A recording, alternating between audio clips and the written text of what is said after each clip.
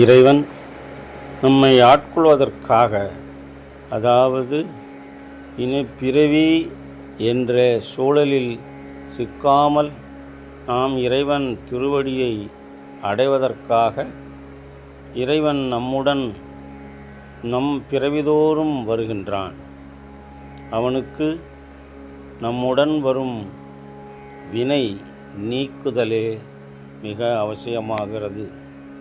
மலங்களின் காரணமாய் பிறவி பெற்ற உயிர்கள் அதிலிருந்து மீண்டு அவனிடத்தில் வரவேண்டும் என்பதுவே அவனின் கருணையாக வடிவாக கொண்டுள்ளது. அது அவனுடைய ஆற்றல் என்பதனால் அவனுடைய இடம் சிவபுரம்.